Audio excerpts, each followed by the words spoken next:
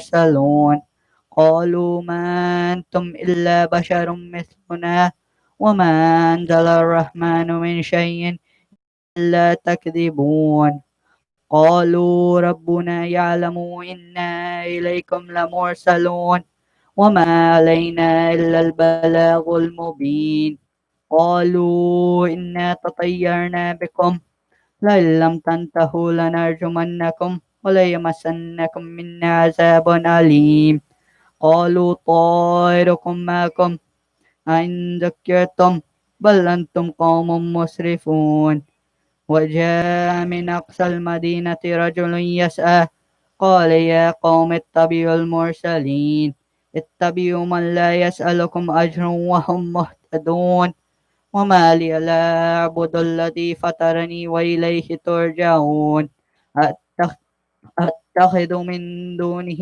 آلهة إن يردني الرحمن بضر لا تغني عني شفاعتهم شيئا ولا ينقذون إني ضل في ضلال مبين إني آمنت بربكم فاسمعون قيل ادخل الجنة قال يا ليت قومي يعلمون بما غفر لي ربي وجعلني من المكرمين وما أنزلنا على قومه من بعده من جند من السماء وما كنا منزلين على العباد ما يأتيهم من رسول إلا كانوا به يستهزئون ألم يروا كم أهلكنا قبلهم من القرون أنهم إليهم لا يرجعون وإن كل لما جميع لدينا محضرون وآية لهم الأرض الميتة أحييناها وأخرجنا منها هبا فمنه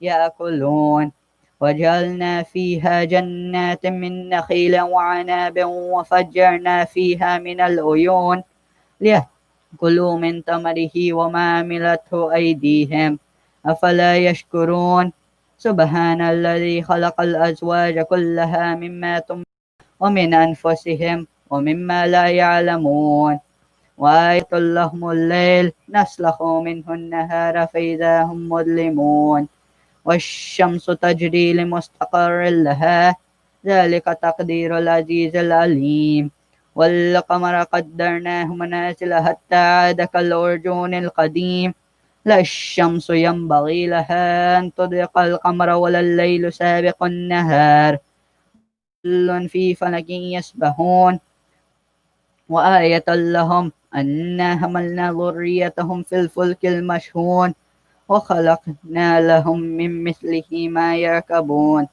وإن نشأ نغرقهم فلا صريخ لهم ولا هم ينقذون إلا رحمة منا ومتاعا إلى حين وإذا قيل لهم هم اتقوا ما بين أيديكم وما خلفكم لعلكم ترحمون وما تأتيهم من آية من آيات ربهم إلا كانوا عنها معرضين وإذا قيل لهم أنفقوا مما رزقكم الله قال الذين كفروا للذين آمنوا أنطعم من لو يشاء الله أطعمه إن أنتم إلا في ضلال مبين ويقولون متى هذا الوعد إن كنتم صادقين ما ينظرون إلا صيحة واحدة تأخذهم وهم يخصمون فلا يستطيعون توصية ولا إلى أهلهم يرجعون ونفخ في الصور فإذا هم من الأجداث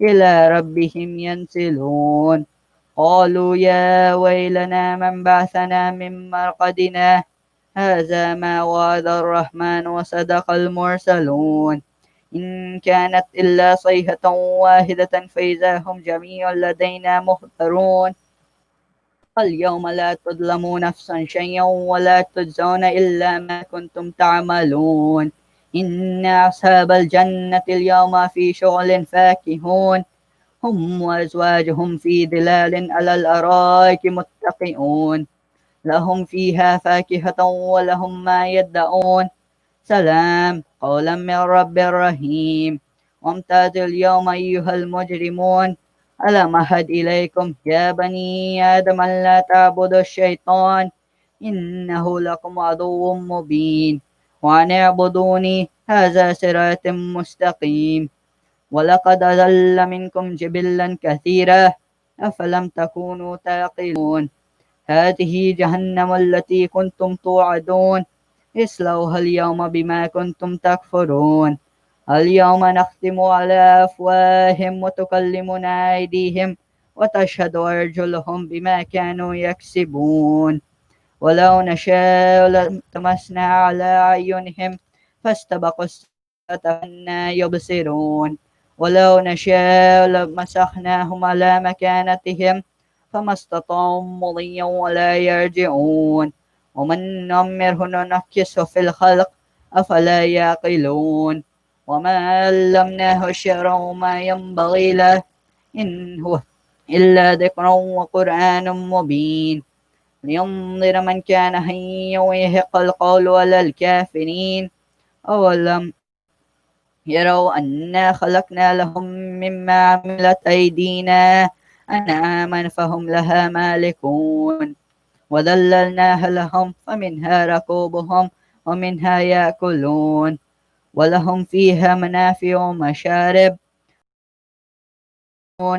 واتخذوا من دون الله آلهة لعلهم ينصرون لا يستطيعون نصرهم وهم لهم جند مهضرون فلا يحزنك قولهم إنا نعلم ما يسرون وما يعلنون أولم يرى الإنسان أنا خلقناهم من نطفة فإذا هو خصيم مبين وضرب لنا مثلا ونسي خلقه قال من يحيي العظام وهي رميم قل يحييها الذي أنشاها أول مرة وهو بكل خلق عليم الذي جعلكم من الشجر الأخضر نارا فإذا أنتم منه توقدون أوليس الذي خلق السماوات والأرض بقادر على أن يخلق مثلهم بلى وهو الخلاق العليم إنما أمره إذا أراد شيئا أن يقول له كن فيكون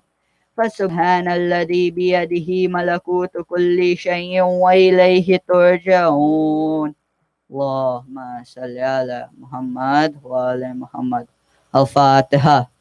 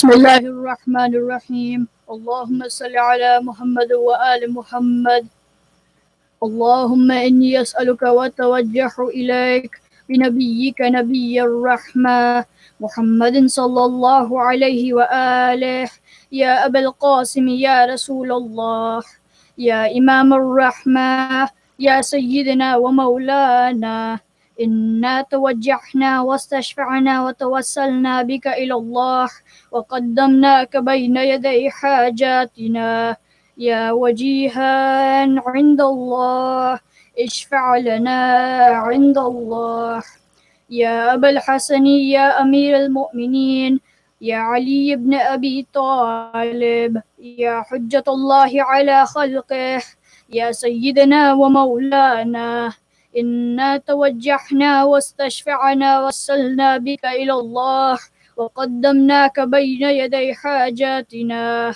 يا وجيها عند الله اشفع لنا عند الله يا فاطمة الزهراء يا بنت محمد يا قرة عين الرسول يا سيدتنا ومولاتنا، إنا توجهنا واستشفعنا وتوسلنا بك إلى الله وقدمناك بين يدي حاجاتنا، يا وجيحة عند الله اشفعي لنا عند الله. يا أبا محمد يا حسن بن علي أيها المجتبى يا ابن رسول الله، يا حجة الله على خلقه، يا سيدنا ومولانا، إنا توجهنا واستشفعنا وتوسلنا بك إلى الله وقدمناك بين يدي حاجاتنا، يا وجيها عند الله اشفع لنا عند الله. يا أبا عبد الله يا حسين بن علي أيها الشهيد يا ابن رسول الله، يا حجة الله على خلقه، يا سيدنا ومولانا، إنا توجهنا واستشفعنا وتوسلنا بك إلى الله عند الله اشفع لنا عند الله.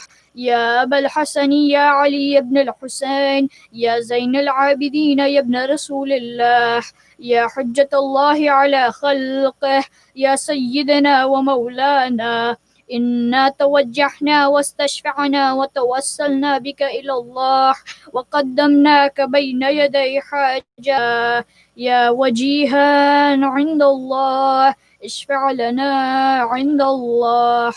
يا أبا جعفر يا محمد بن علي أيها الباقر يا ابن رسول الله، يا حجة الله على خلقه، يا سيدنا ومولانا، إنا توجهنا واستشفعنا وتوسلنا بك إلى الله وقدمناك بين يدي حاجاتنا، يا وجيها عند الله اشفع لنا عند الله. يا أبا عبد الله يا جعفر بن محمد أيها الصادق يا ابن رسول الله، يا حجة الله على خلقه، يا سيدنا ومولانا، إنا توجهنا واستشفعنا وتوسلنا بك إلى الله وقدمناك بين يدي حاجاتنا، يا وجيها عند الله اشفع لنا عند الله. يا أبا الحسن يا موسى بن جعفر أيها القادم يا ابن رسول الله، يا حجة الله على خلقه، يا سيدنا ومولانا، إنا توجهنا واستشفعنا وتوسلنا بك إلى الله وقدمناك بين يدي حاجاتنا، يا وجيها عند الله اشفع لنا عند الله. يا أبا الحسن يا علي بن موسى أيها الرضا يا ابن رسول الله، يا حجة الله على خلقه، يا سيدنا ومولانا، إنا توجهنا واستشفعنا وتوسلنا بك إلى الله قدمناك بين يدي حاجاتنا، يا وجيها عند الله اشفع لنا عند الله. يا أبا جعفر يا محمد أنا إنا توجهنا واستشفعنا وتوسلنا بك إلى الله وقدمناك بين يدي حاجاتنا، يا وجيها عند الله اشفع لنا عند الله. يا أبا الحسن يا علي بن محمد أيها الحادي النقي يا ابن رسول الله، يا حجة الله على خلقه، يا سيدنا ومولانا، إنا توجهنا واستشفعنا وتوسلنا بك إلى الله وقدمناك بين يدي حاجاتنا، يا وجيها عند الله اشفع لنا عند الله. يا أبا محمد يا حسن بن علي أيها الزكي العسكري يا ابن رسول الله، يا حجة الله على خلقه، يا سيدنا ومولانا، إنا توجهنا واستشفعنا وتوسلنا بك إلى الله وقدمناك بين يدي حاجاتنا، يا وجيها عند الله اشفع لنا عند الله. يا وصي الحسن والخلف الحجة، أيها القائم المنتظر المهدي يا ابن رسول الله، يا حجة الله على خلقه، يا سيدنا ومولانا، إنا توجهنا واستشفعنا وتوسلنا بك إلى الله وقدمناك بين يدي حاجاتنا، يا وجيها عند الله اشفع لنا عند الله، يا وجيها عند الله اشفع لنا عند الله، يا وجيها عند الله اشفع لنا عند الله. حاجات.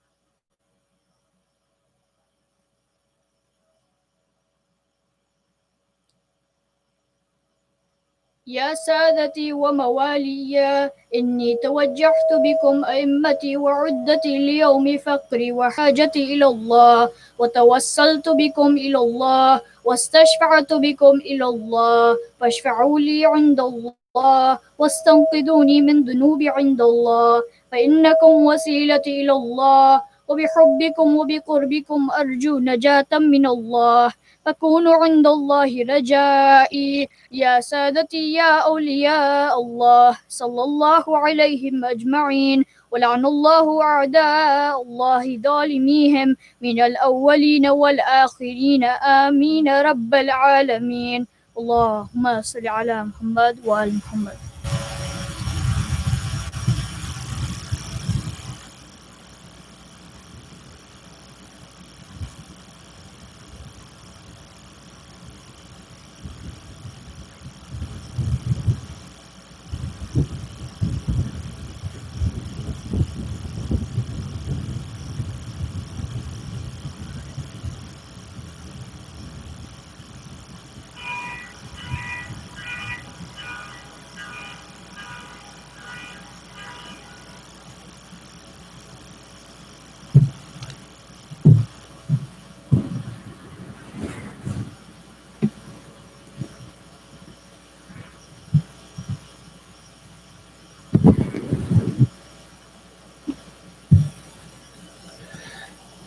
Respected elders, brothers and sisters, Assalamu alaikum.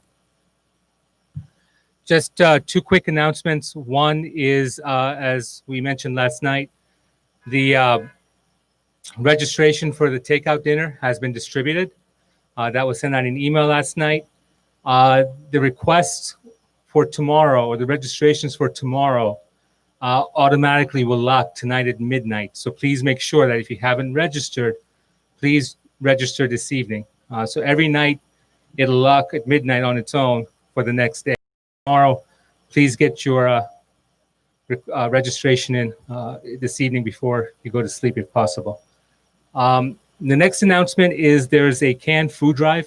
Part of Who is Hussein and Al-Had Islamic Center have put together a program being led by Sister Fatima Huda Karmali. Starting tomorrow, coinciding with the time that we have our food drive between 5 and 7, there is a request to have everyone contribute canned food items.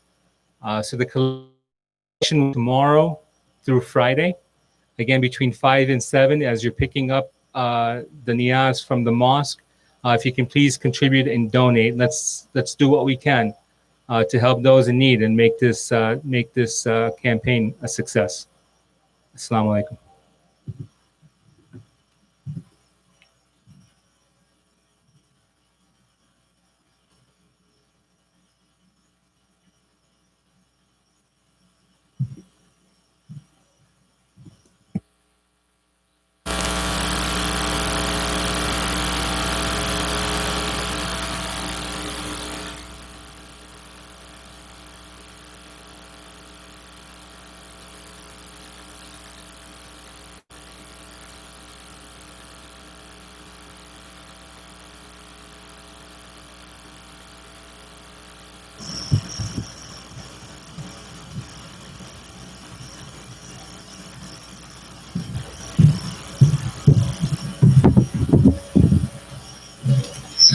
Please recite aloud salawat.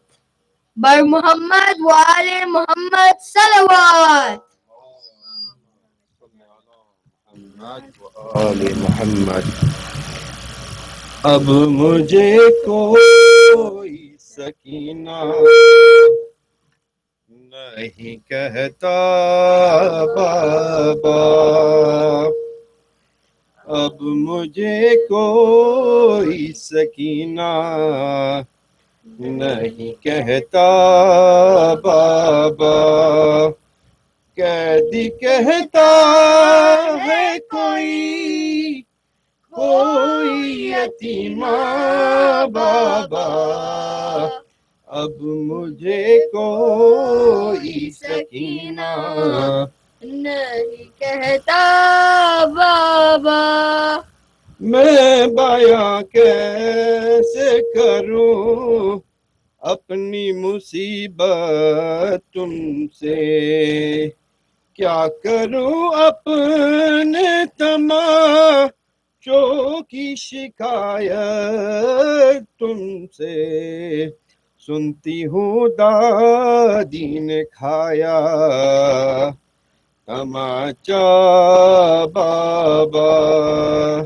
अब मुझे कोई सकीना नहीं कहता बाबा।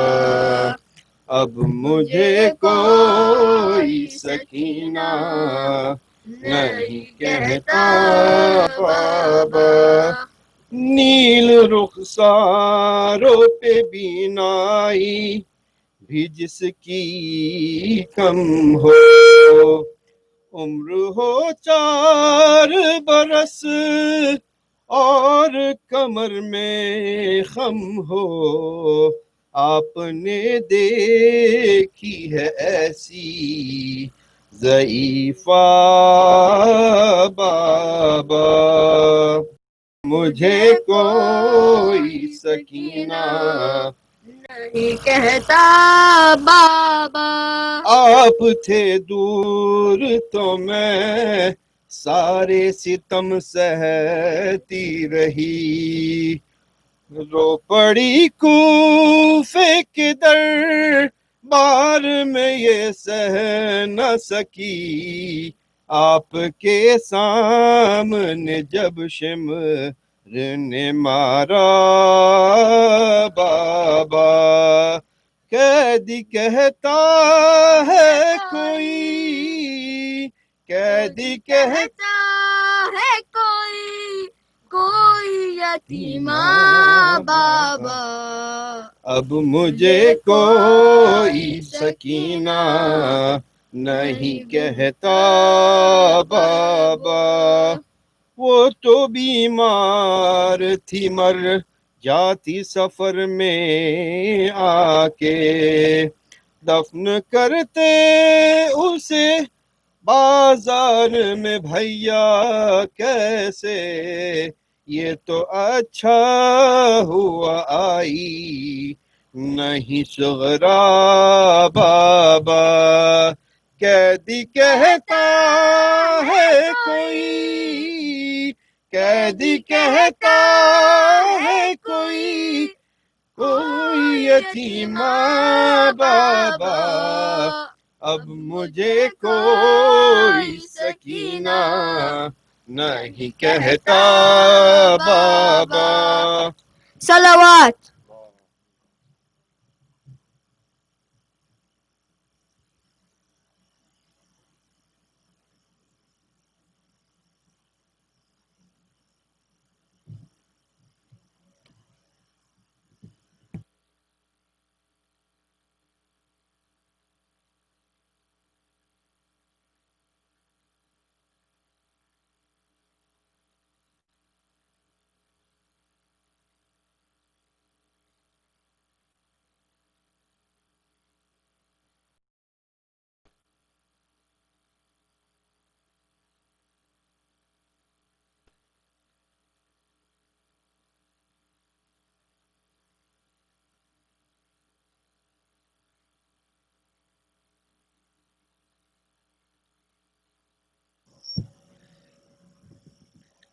Let us all please recite Amma Yujibu for the safety and victory for all our brothers and sisters around the world, for the safety of our holy shrines, for the quick reappearance of Imam Sahibu Zaman alayhi salam, from safety of coronavirus for all humanity, and for shafa of all marees. Bismillahir Rahmanir Rahim. Amma yujibul mustarra iza da'a wa yakshifu su. Amma yujibul mustarra iza da'a wa yakshifu su. Amma yujibul mustarra iza da'a wa yakshifu su. Amma yujibul mustarra iza da'a wa yakshifu su. أما يجيب المضطر إذا دعا ويكشف السوء اللهم صل على محمد وآل محمد. Let us all please recite Surah Al-Fatiha for all our marhumins and for كل أرواح المؤمنين والمؤمنات. سورة المباركة الفاتحة.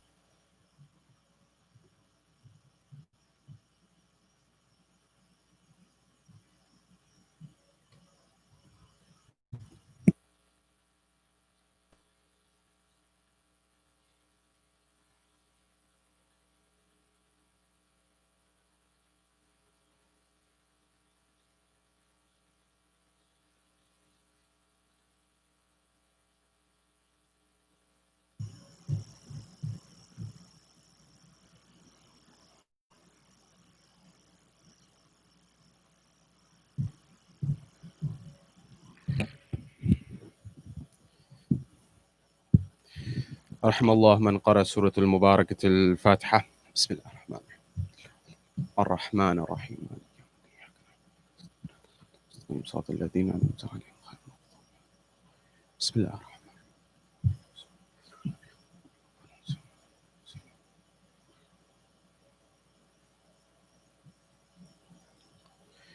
أعوذ بالله من الشيطان اللعين الرجيم. بسم الله الرحمن الرحيم. فوض أمري إلى الله إن الله بصير بالعباد ولا حول ولا قوة إلا بالله العلي العظيم. حسبنا الله ونعم الوكيل ونعم المولى ونعم النصير. والصلاة والسلام والتحية والإكرام على الرسول المسدد المصطفى الأمجد المحمود الأحمد الذي سمي في السماء بأحمد وفي الأرض بأبي القاسم محمد. اللهم صل على محمد وعلى محمد وعلى أهل بيته الطيبين الطاهرين المعصومين المظلومين المنتجبين الذين أذهب الله عنهم الرجس وطهرهم تطهيرا. اللهم صل على محمد. وقل رب اشرح لي صدري ويسر لي أمري واحلل عقدة من لساني يفقه قولي. أما بعد، قال الله تبارك وتعالى في كتابه الكريم: بسم الله الرحمن الرحيم. ومن يتق الله يجعل له مخرجا ومن يرزقه من حيث لا يحتسب. صدق الله العلي العظيم. زينوا مجالسكم بالصلوات على محمد وآل محمد. اللهم صل على محمد. My respected elders, brothers and sisters in Iman, in Allentown, across North America, across Europe and across the world, Salamun alaikum jami'an wa rahmatullahi wa barakatuh. Question: what is the relationship between Islam and economics? We have been discussing this idea of a worldview, and we said that we need to go back to this idea of what is my worldview, and the worldview that I have impacts how I observe the world, how I act in the world, and how I exist in the world. And therefore we said there are many things that are impacting our lives and influencing our worldview, whether we are Muslim, whether we are Christian, whether we are Hindu, whether we are Buddhist, whether we are Sikh, whether we are atheist. There are certain worldviews that are impacting and influencing our worldview, whether we realize it or not. We may believe in postmodernism, even though we don't know what postmodernism is. We may believe in secularism, even though we don't know what secularism means. We may believe in, for example, Marxism, and we may not know what Marxism even means. But these things have crept into our worldview implicitly without us even realizing it. When we come to the issue of economics, economics is a factor of life that impacts every single individual on this planet, regardless of gender, regardless of color, regardless of age, regardless of any of these things. Whether you are Muslim or not, whether you are Christian or not, whether you are Jewish or not, whether you are atheist or not, the issue of economics, the issue of sustenance, the issue of how do you put food on your table and how do you exist in this world impacts you as a human being. I want to look at tonight, what is the worldview from the Islamic perspective on economics? Is there a worldview with respect to economics within Islam? And is it that our worldview with respect to economics, with respect to wealth, with respect to income, is our actually Islamic view or not? Or is this something that possibly we have been influenced by other factors and other ideas and other ideologies without even realizing it? When we come to Islam and we come to the Islamic worldview and the point of view from the perspective of Islam, you begin to realize that Islam has talked about this at a very high level. And Islam comes forward and says that economics is not to be something that should be diminished and rather plays a central role in your life. We will look at traditions from Ahlul Bayt alayhimus salam, traditions from the Holy Prophet himself, and actually get to the root of this issue and the root of this matter. You may find that your conventional understanding of what Islam's view on wealth, income, money is very different. Why do I say this? And why is this so important? This is so vitally important because we let out our next generation and we let out ourselves in our world in an environment where we are not clear about our own goals. We're not clear about where we want to go. We're not clear about focus. And then we begin to say, and we start to live life in a way where we don't have answers to these questions and we lose meaning. I want to give meaning to your life and purpose in your life so that you understand what's the Islamic framework with respect to this. We're going to be answering some of the most fundamental questions. For example, does Islam give us any guidance on career paths and what to pick as a career? If I'm someone who's going to university or plan to go to university, or for example, to start a business, to start an income, does my religion tell me anything about this? Because in our modern world, we spend 8 hours, 10 hours, 12 hours, sometimes more every single day working.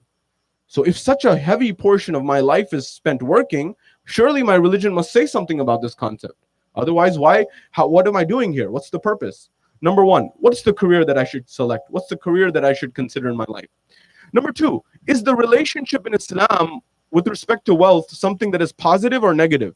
Meaning, does Islam tell us whether money is good or bad? This is something we'll look at in our conversation in the moments that we have together. The next level of what we're going to look at is with respect to, does money make me happy?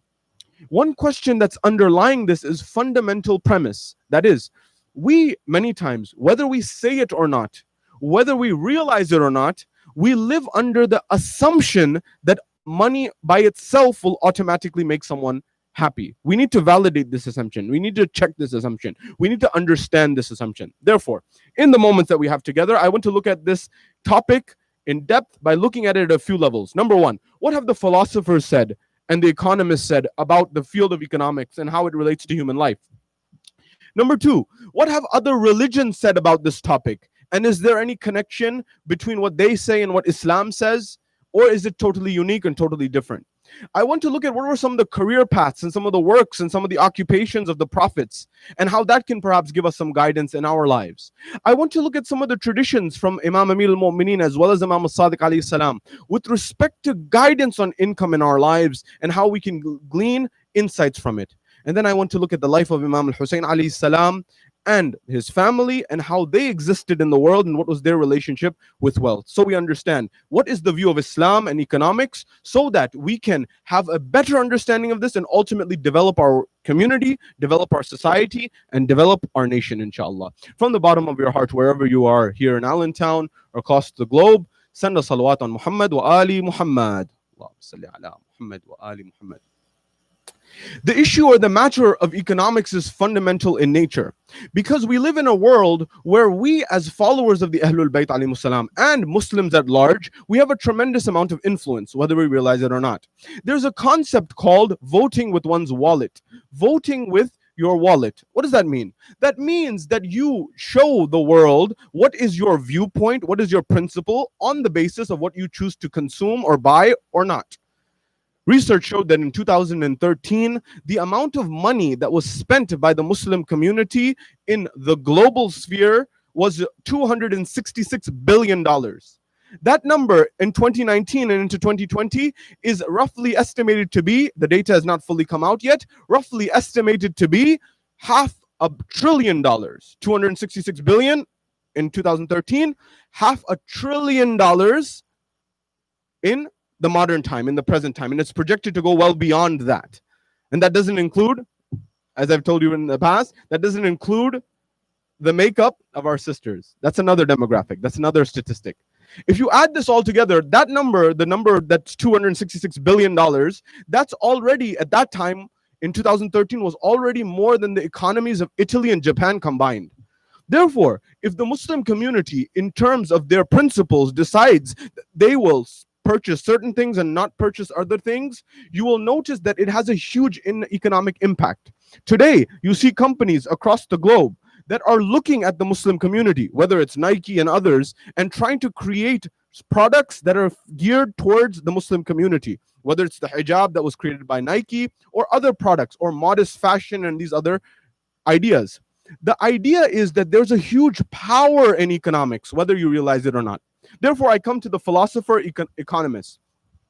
In 1776, the year in which the Declaration of Independence was signed on July 4th, 1776, that March, just a few months before that, Adam Smith in the United Kingdom, in Europe, he writes his famous book entitled The Wealth of Nations. The Wealth of Nations is one of the fundamental texts on economics in the last 200 years.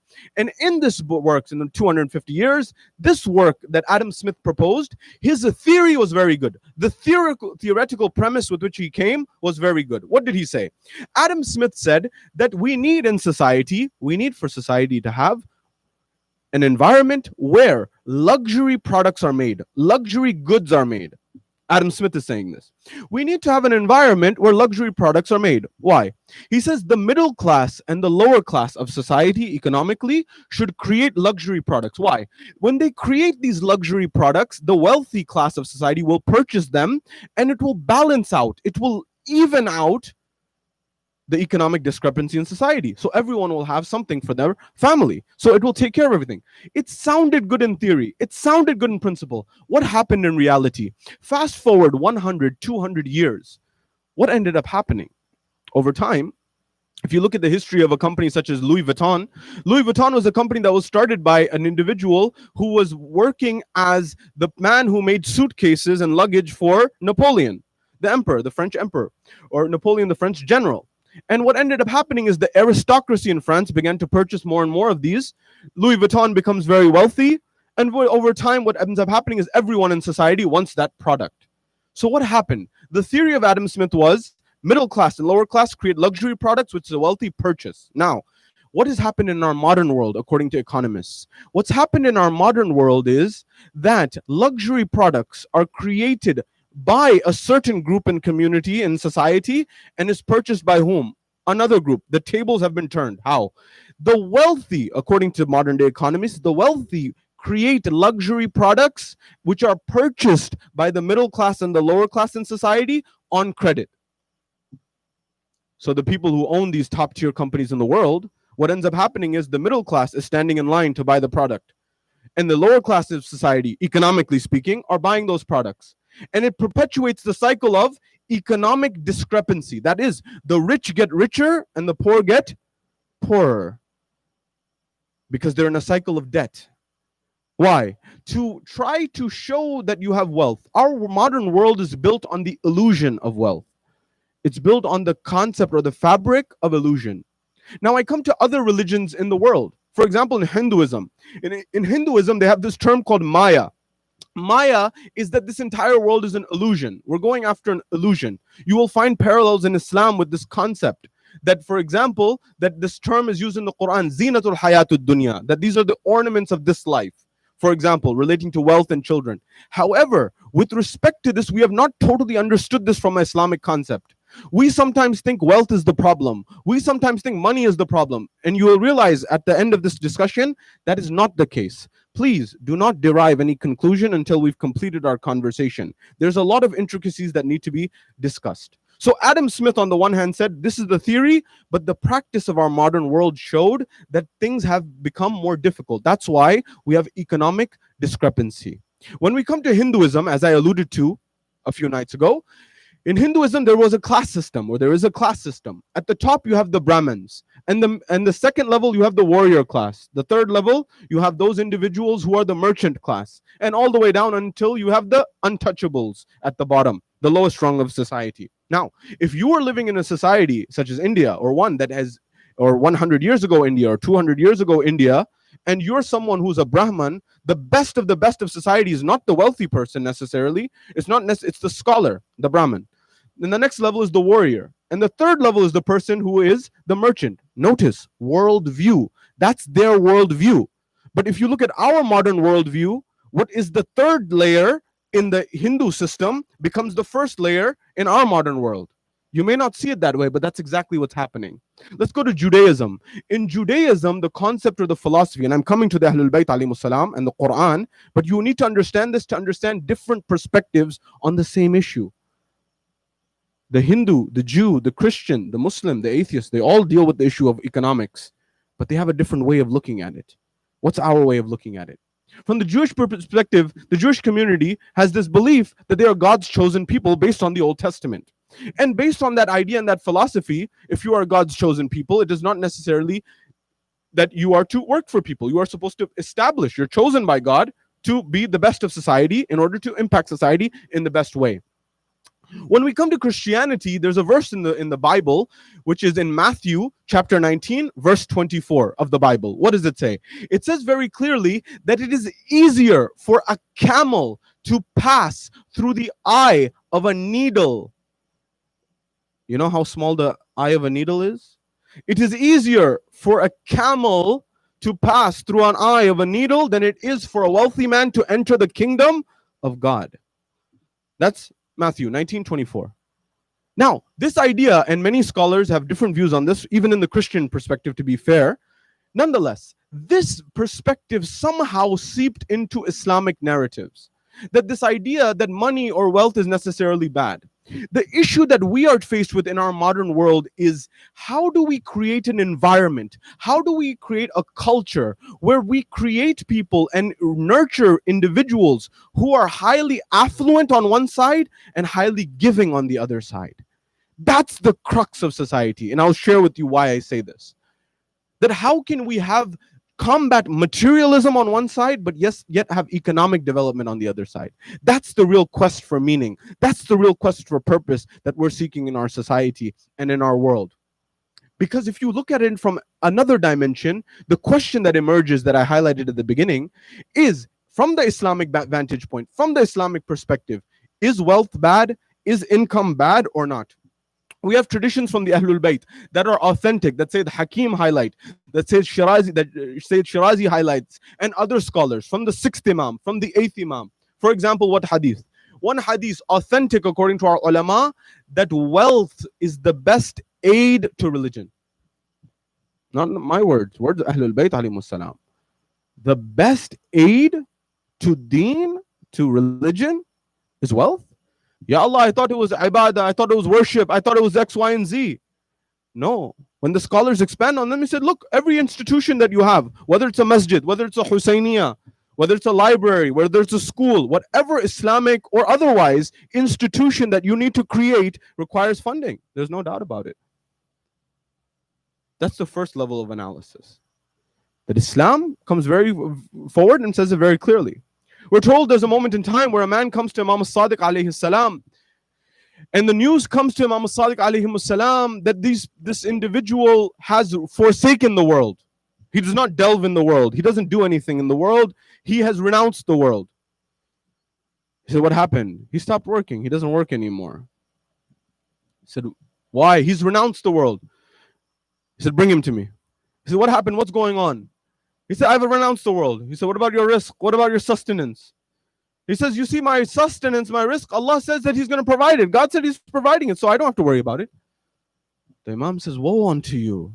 Do you not know the verse that was revealed that looked at this exact issue? The verse that I recited at the beginning of the lecture. Surah Talaq, verse 2, the end of verse 2, and then verse 3 in its entirety of the Quran, Surah Talaq. وَمَنْ يَتَّقِ اللَّهَ يَجْعَلْ لَهُ مَخْرَجًا وَيَرْزُقْهُ مِنْ حَيْثُ لَا يَحْتَسِبُ وَمَنْ يَتَّقِ اللَّهَ فَهُوَ حَسْبُهُ إِنَّ اللَّهَ بَالِغُ أَمْرِهِ. This verse was revealed when those people, and I mentioned this the night before, when certain people forsake this world and they went and there was a complaint to the Holy Prophet and they said, this person has forsaken the world. The Prophet said that this verse has been revealed, that the one who trusts Allah, Allah will makhraj, He will open a place, a space for him, an exit for him. And Allah will provide rizq, Allah will provide sustenance. And the one who trusts Allah subhanahu wa ta'ala, وَمَن يَتَّقِ اللَّهَ فَهُوَ حَسْبُهُ, Allah is enough for him, Allah is sufficient for him. إِنَّ اللَّهَ بَالِغُ أَمْرِهِ, verily the command of Allah will come to pass. He says it was revealed at that moment in time that you must work and then you will get. It's not that it automatically descends from the heaven. You work and then trust Allah subhanahu wa ta'ala. By the way, if you're ever struggling, and I know economically this has been a tough time, this has been a difficult time in our world, where people are struggling economically. Many people have lost jobs. Many people have been furloughed. Many people, for example, their jobs are on ice. They don't know. There's uncertainty. This ayah of Surah Talaq 2 and 3, the end of 2 and all of 3, recite this 7 times after Salatul Fajr. After the morning prayers, 7 times, recite it. It will help you abundantly in life, inshallah. Furthermore, if you want more, we're told that anyone who's going through financial difficulty, financial discrepancy, recite the tasbih of Fatima al-Zahra. You will find that it will be an aid in the most difficult time. Again, but everything with ma'rifah and work, with effort. It doesn't happen in the absence of that. So where are we now so far? The Islamic concept we have from the traditions of Ahlul Bayt alayhimus salam, from the traditions of Rasulullah, and from the Quran, that we have a principle here that wealth on its own is not necessarily bad. Further than this, a hadith from Imam Ali ibn Abi Talib, or saying from Imam Ali ibn Abi Talib. He says, and remember this and inscribe this on your heart. He says, wealth and power do not change a man. And in footnotes, I'm putting a woman, any individual. Wealth and power do not change a person. They expose him. They expose who you already are. If you have wealth, if you have power, and you have vice and viciousness inside of you, it will become more apparent. And if inside your heart you have goodness, you have sanctity, you have pureness, you will notice that comes out more and more. Therefore, the Islamic concept with respect to economic development, with respect to wealth, with respect to all of these aspects, was not one that we have thought about. And we've been told from mimbar, from people, that, for example, this world has no value, this world is useless, everything's the akhirah, the akhirah, the akhirah. No. The concept within Islam is that this world was meant to be used as a springboard to achieve the akhirah. If you can't handle this dunya, what are you going to handle the akhirah, the eternal? That's why we need to understand the clarity. So therefore, the next level of analysis, what about the prophets? From the lives of the prophets, do we understand and do we get and do we glean any insight? That is, were their careers, according to people who are historians, such as Yuval Noah Harari in his book Sapiens, he argues that there have been 3 revolutions throughout history. From the perspective of the cognitive revolution, roughly 70,000 years ago, and then the next a revolution which took place, which was the revolution of the agricultural revolution. This was roughly 12,000 years ago. And further than this, in the last 500 years, we have been going through what's called the scientific revolution. We live in the era and the time of the scientific revolution. After this, we don't know. Maybe it will be the industrial revolution 10.0 or whatever it may be, whatever society says. Realize for a moment and think about this. We are living in a scientific experiment of our world. We are living in an experimental times. What do I mean? Every society, as it moves forward, it looks back in history and says, this time was less good and now is better than before. We think that time progressively necessarily gets better. But if you really look at it, you realize there's an ebb and flow, up and down. And it's slightly arrogant, according to philosophers, to assume that our time is the best time in history. Why do I say this? Nabi Adam alayhi salam, he corresponds to, and I'm answering this for those people who have these questions, who my university students, who ask this question about Nabi Adam alayhi salam. Because when you read history of our modern world, you realize that what the history says and what the Bible says or what the Quran says, how do I reconcile it? That, for example, if you look back and you look at the time of Nabi Nuh alayhi salam, Nabi Isa alayhi salam, Nabi Musa alayhi salam, Nabi Nuh alayhi salam, all the way to Adam, how long ago was that? You ask, how long ago did Jesus live? They say, for example, 2020 years ago. How long did Moses live? Let's say 5,000 years ago. How long ago did, for example, Nuh live? Let's say 7,000, 8,000 years ago. How long did Adam live? How long ago? Maximum, you could say maybe 12, 15 years, something, 1,000 years roughly.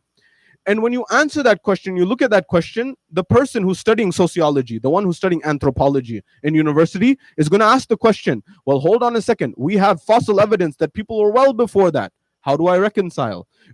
This question can lead a doubt. I talked about doubt a night or two ago. It can lead doubt in the mind. But answer that, and you will find the answers in the teachings of the Ahlul Bayt alayhimus salam. Do not assume that because you have not answered the question in your heart and mind, that the answer doesn't exist. Imam al-Baqir alayhimus salam, I'm answering the question as a footnote. The Imam alayhimus salam, he says that were there other Adams before our Adam? Yes. Imam says, before our Adam, there were alf Adam, 1,000, which would be a million. Before modern terminology, Arabic had only up to 1,000 was the maximum number. So you want to say more than that, you say alf, million. He says, and there were 1,000, a million worlds and a million Adams before our Adams. You see, the answers are there. When, for example, Imam Amir al-Mu'mineen was asked, did Allah subhanahu wa ta'ala create any creation before Adam? He says, yes. He says, what? He said, Allah subhanahu wa ta'ala created the jinn. Allah subhanahu wa ta'ala created the angels. Allah subhanahu wa ta'ala, the first and foremost thing he created was the nur of Muhammad wa ali Muhammad before anything else. 3 levels. And the fourth level was that Allah subhanahu wa ta'ala created a creation called Nasnas. Nasnas is what? Many people didn't hear this growing up. They didn't know this. It's in the books, but no one has time to look or study. Therefore, we need to bring this to the community, in the society, and those who are growing up here. What was it? Nasnas, Imam says, was a creation that looked like us physically, but was not endowed with intellect. It didn't have the rationale. Understand that the answers are there. They just take a little time to get to. Don't let a little doubt creep in and you lose your faith. Nonetheless, Adam alayhi salam, he corresponds with the agricultural revolution, according to Yuval Noah Harari. The agricultural revolution is when agriculture and farming began. According to our books of traditions, the job, the career, the occupation of Adam alayhi salam was what? Farming. He was the first farmer. And he began to farm and tend to the ground, and crops rose, and he fed his family accordingly. After Adam is who? Cain and Abel, right? These two brothers, they kill each other. When this happens, there is a third son who's born by the name of Sheeth. Sheeth is through him, the lineage continues and the offspring continues. What was the job and the occupation of Sheeth? The occupation and the job of Sheeth, or Seth as he's known in the Bible and the Torah, Seth's occupation was weaving. So he would take, for example, plants and put them together and weave them to make what we would perhaps call the closest thing to cloth. So people would cover themselves. This was Sheeth. The third level, who was the third one after Sheeth? Idris. Idris was that individual who created, according to our traditions, the prophet, who was the third, 2 generations after Adam, who created the needle. You know the needle that your grandmother uses to sew? This is what he did. He made this and he would then begin to tailor.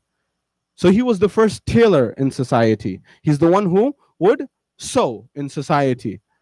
You know, the modern day businesses, the modern day company, the fashion houses, some of whom I mentioned earlier, the LVs of the world, the first person who laid the foundation of that was Nabi Idris. Further than this, Nuh alayhi salam. What was Nuh's occupation? What was the work that Nuh alayhi salam did?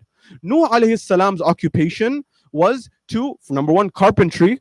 He was a carpenter, Noah was. But the other thing was that he was a shipwright. A shipwright is a formal word for shipbuilder. As you'll remember, he's the one who created the ark. Further than this, you go to Nabi Hud alayhi salam. Hud alayhi salam, in terms of his occupation, he's considered the first trader, the first merchant. Now, in Islam, what is the recommended occupation? Remember this word and you'll get the answer.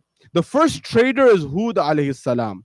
Hud is continuing. After him, you have prophet after prophet. For example, who? Dawood alayhi salam. Dawood was ruling over a kingdom. Dawood alayhi salam initially didn't work, according to our traditions. He didn't work. Until one day Allah subhanahu wa ta'ala says, Dawood, I love the one who works. I love the one who works and strives for their income, to gain income in their life. Dawood alayhi salam, we're told that he didn't know what to do. So he cried and he prayed for 40 days, 40 nights.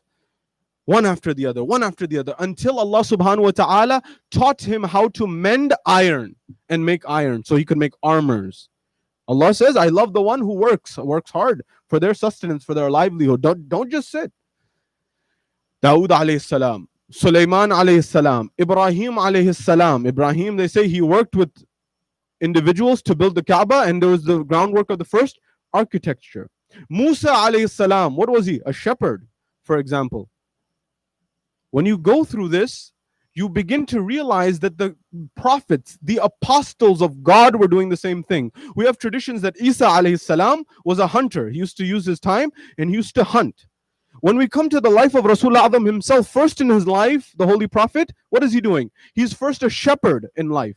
He works as a shepherd, number one. Then two, as time progresses, he becomes a merchant. He would go on trade caravans with his uncle Abu Talib, and they would go through that trade route all the way up to Syria. From Mecca to Syria, the trade route that used to go from modern-day Damascus to Yemen in the south. North Damascus and Syria in the south, Yemen. He used to go down the trade route over there, and he used to do business. But what kind of business? The traditions say that the Prophet was such a good merchant, such a good trader, such a good salesman, that every year when they used to go for the business trips and they used to go for the expeditions of business, we're told that Rasulullah would come back with 3 times the profit, no pun intended, than anyone else. And yet, every single person said they wanted to do business with him again. Can you imagine?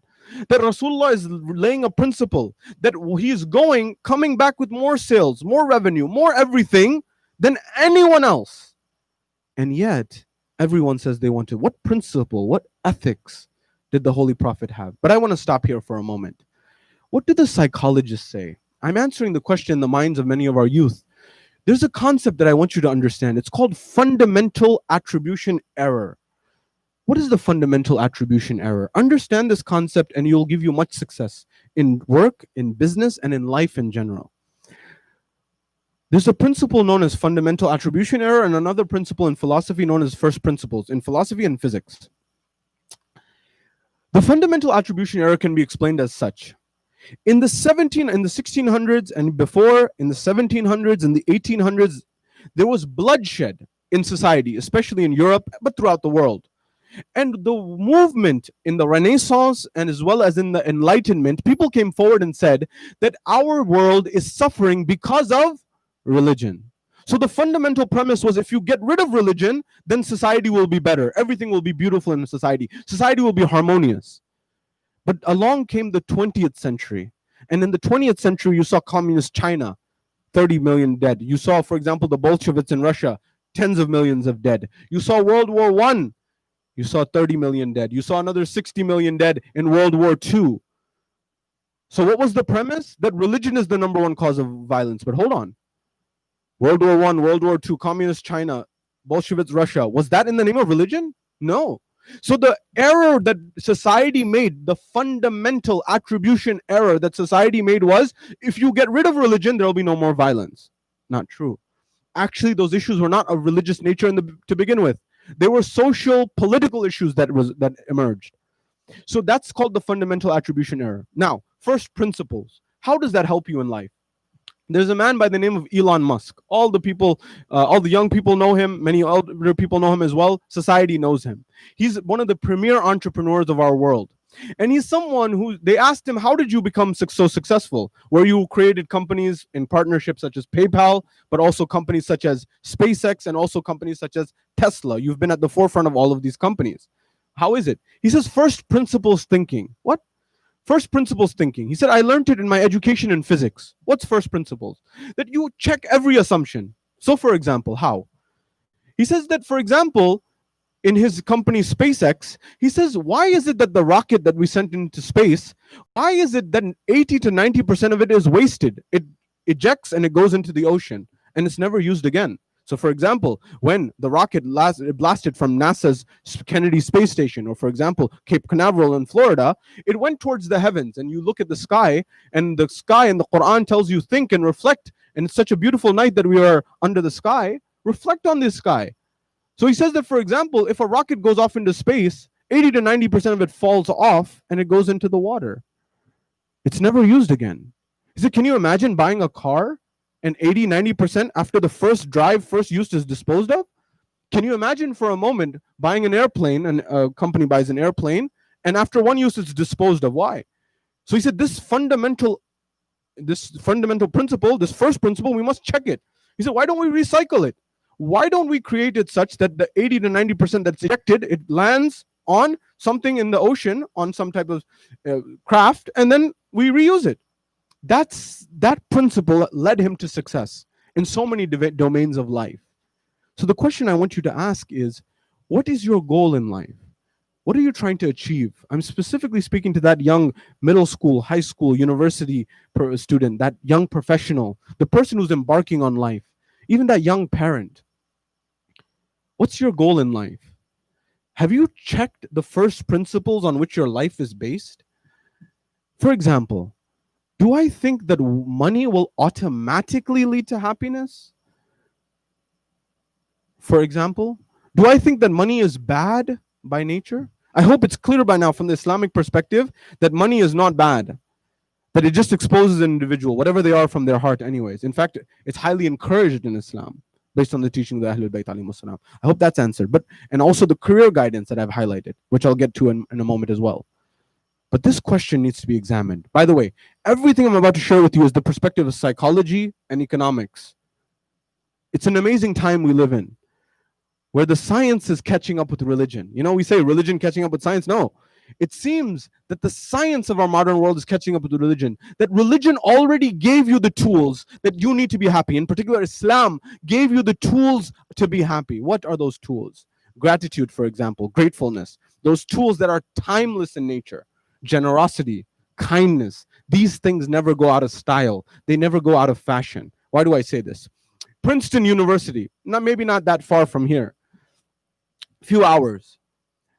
Dr. Daniel Kahneman, one of the premier intellectuals of our era, Nobel Prize winner. 450,000 data points analyzed, a huge set. They wanted to see, is there any relationship, any connection between wealth and happiness?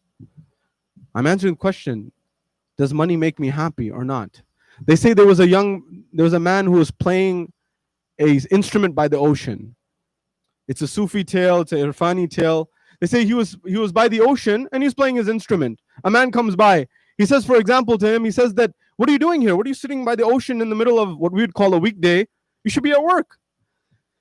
He said, why do I want to work? What do I want to work for? He says, so that you can get income and money. He said, okay, what am I going to do with the work and the income that I get? He says, then you'll feed yourself and you'll accumulate more money. He says, okay, then what? He says, at one moment in time, eventually you'll get enough money that you can retire. So, okay, then if I retire, then what? He said, you retire, then you can do whatever you want. He says, I'm already doing whatever I want. Why am I going to go through that hassle? Now, the Islamic perspective is slightly different. You struggle and you work for something else, which we'll get to in a moment. But the question is, many people at the end of their life, they regret their life. And I want to protect you from regret. Regret is the heaviest thing at the end of life. Regret is that thing that when you are on your deathbed, you are wondering, did I spend my life well? Did I do the best of my life? You know, Jeff Bezos, the wealthiest man in the world, his whole principle on life is something called regret mitigation. What is regret mitigation? Regret mitigation is this idea that I look at my life at age 80 and I look back in a way that on my deathbed, I want to reduce my regret as much as possible. Islam says the same concept. Regret not only in this life, regret in the hereafter. Minimize your regret by doing the right thing in this world so you can have the best in the hereafter. Regret mitigation. So this idea of what do I want to regret? You know what the number one regret of people is? Based on hospice data in Australia and America and across the globe. Number one is they say, I wish that when they were asked, what is the thing, these 80, 90 years old people or 100 or more who are in their final phases of life, what do you have any regrets of life? They said, I wish I spent more time with my family. That's a big one. In your pursuit, are you missing time with your children growing up? Are you missing time of the most important things in life? Have you prioritized? Number two, I wish I had the courage to live a life that was authentic to me. What does that mean? You know, many people, many of us, that it was so eloquently said, as has been said, we work hard in order to get money so we can buy things that we don't need to impress people we don't like. How many people do this in life? When you do that, at the end of your life, you feel regret. Minimize your regret on your deathbed. Dr. Daniel Kahneman at Princeton, 450,000 people, what did he realize? He said that with respect to money and happiness, and Dr. Daniel Gilbert at Harvard cites this, and many other researchers cite this, that in terms of money, if somebody who doesn't have income, you tell them that money doesn't buy happiness, they'll be very upset at you, or they'll say that you've lost your mind. At that point in time, you need some basic necessities met. For example, what? You need a roof over your head. You need food on the table. You need clothes on your back. You need these fundamental things. But beyond that, wealth in and of itself may not make you happier. So what was the number? Dr. Daniel Kahneman and his team found that the number is somewhere between $50, $60, or $75,000 per year. Beyond that, you have diminishing returns. That is, you don't get happier. Beyond that, you don't get happier, except one very important exception. What's that? And Dr. Michael Norton found this at Harvard. That's giving. That's giving. He brought the students in his class, the subjects of the study, and he gave one group $20, for example, and different amounts, and the other group different amounts. And he said, $5, $20, $100, different amounts to different people. One group, he said, Group A, go and spend this money on yourself. Group B, he said, go and spend this money on somebody else. And then he came back and he tracked their happiness. He said the people who spent it on themselves, time and time again, they were flat in happiness. But the people who spent it on others, their happiness substantially increased. Therefore, the principle that we have, earn, work hard, obtain wealth, and all of these things, and adopt a culture of giving, because giving is the only thing that will help you in the long run in terms of your happiness. Not my words, the words of psychologists and economists who have dedicated their life to this concept and this philosophy. Keep 75K for yourself, 100K, whatever number it is for you. I'm not stopping anyone from obtaining wealth. However, understand that's not going to be the key to give you happiness. I come to Imam Sadiq alayhi salam. Imam Sadiq alayhi salam was told that one of his companions who was getting elder, he stopped working. He said, call him. He came. He says, I've heard that you have stopped working. Can you explain? Because the man was a tailor. He had a garment business. He stopped working. He said, Ya ibna Rasulillah, the thing is, I'm getting older, and so what the thing is that I have paid off all of my expenditures. I've given back all of my loans. I don't owe anyone any money. I don't have any debt, as we'd call it. He says to the Imam, he says, I've paid off all my money. I don't owe anyone any money. And he says that the amount of money that I have saved up, I believe it's enough to take me to the end of my life. So in our modern words, he had retired. He retired. The Imam alayhi salam looks back at him. He says, continue to work. Work for who? Work for your dependents. Never let your dependents have to support you unless there's some other extenuating circumstance where you're not able to work. The Imam says, as long as you're able to work, keep working. If you're not working for yourself, work for your dependents.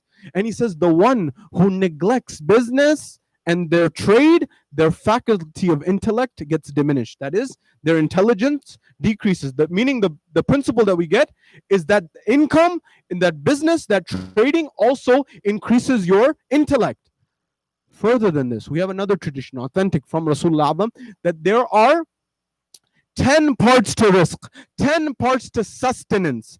9 of those 10 are in business.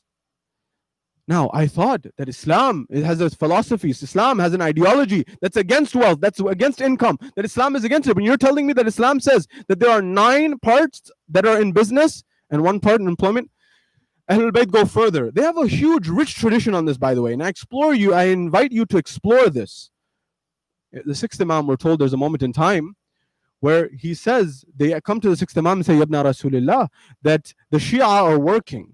They're becoming employed. He says, tell them it is better for them to start an endeavor in business. Because whoever endeavors in employment, they cut off, they ban income, not my words, Ahlul Bayt's income, words. They ban income on themselves. Isn't it true in our modern world that there's a cap, there's a limit that happens? Now, you may say, oh, I thought Hinduism encourages business. I thought Judaism encourages business. I didn't realize Islam encourages it. You know, America, the history of America, have you ever read the history of America? America was built by Protestants, in particular Calvinist Protestants. Do you know what their belief system is? The belief system of the Calvinist Protestants was that everyone is predestined to go to heaven. The people who are going to heaven are predestined to go to heaven, and the people who are going to hell are predestined to go to hell. And so they were looking for signs amongst people who is a what we'd call a Jannati and who is someone who's not a Jannati. You know what was the conclusion they came to? The conclusion that they came to was that somebody who, in their belief system, not the conclusion they came, their belief system in their faith is that the one who does good for their community and their society through business is someone who is going to heaven. So you know what they used to do? They used to do all of these things and work very hard and build income, and they would funnel those funds back into their community and build the community and not necessarily spend it on themselves. The Quran wal Majid wal Furqan al Hamid, which says with respect to the Ahlul Bayt, وَيُطْعِمُونَ الطَّعَامَ عَلَى حُبِّهِ مِسْكِينًا وَيَتِيمًا وَأَسِيرًا, that they give away their wealth out of love for Allah subhanahu wa ta'ala to the orphan and the wayfarer and the poor. This is the Ahlul Bayt alayhimus salam. We're told there's a moment in time. You don't believe me? You don't believe me? Allow me to explain. Ali ibn Abi Talib, at Ghadir, he's appointed by Rasulullah. Before Ghadir, he's also appointed. But the absolute exclamation marks Ghadir. Rasulullah's eyes closed from this physical world. Amir al-Mu'mineen's right is stolen by the first, by the second, by the third. What happens after that? We say Ali ibn Abi Talib was sitting at home for 25 years. That's not the truth. Mawla Amir al-Mu'mineen was not sitting at home doing nothing for 25 years. No way. Number one, he was writing a tafsir of the Quran. Number one, he was writing the tafsir of the Quran. Number one. Number two, do you know that this Ali ibn Abi Talib spent his life in economic development in those 25 years? How? We're told there's a moment in time Ali ibn Abi Talib, he's going towards the jungle. When he's going towards the jungle, he has a sack on his back. They said, Ya Ali, where are you going? He says that I'm going to, what do you have on your back? He says, I have date palms, inshallah. He said, what do you mean date palms? Because they were seeds at the time, but he was going to plant them. In Islam, the concept of ownership and land ownership is, if you take a land and you develop that land, within reason obviously, if you develop it, that land becomes yours. So what did Amir al-Mu'mineen do? He used to go in the middle of the desert and create orchard or oasis, for example. He had orchards that he built, that he worked very hard day after day. By the way, it's not haram to be employed, by the way. I want to make that clear. Musa alayhi salam in the Quran, for Nabi Shuaib, he worked for 8 or 10 years, the Quran says. Ali ibn Abi Talib himself worked as a laborer for a Jewish man. It's documented.